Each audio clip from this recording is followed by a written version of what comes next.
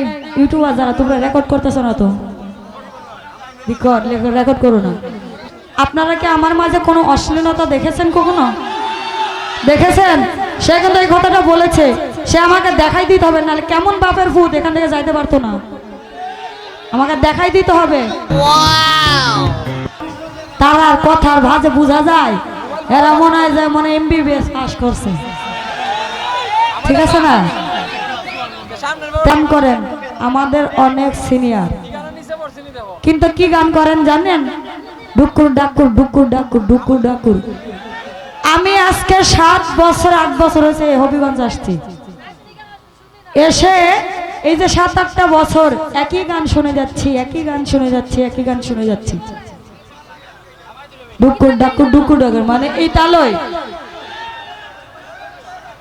একজন প্রকৃত শিল্পীর ধারা থাকে, সে সব তালের গান করতে পারে, সব ধরনের গান করতে পারবে। আমি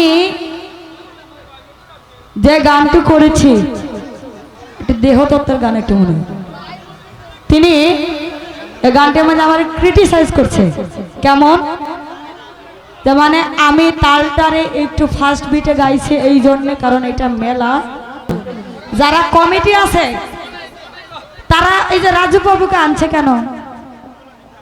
আরো বাদ্যযন্ত্র আছে না বাংলাদেশে? আর নাই? আশরাফকে কেন আনছে? ওই যে মুক্তা সাহেবকে কেন আনছে? কিসের জন্য? কমিটি যারা বুঝে যে 1 মিনিট যে আমার স্টেজ গরম থাকতে হবে, ইয়ে থাকতে হবে।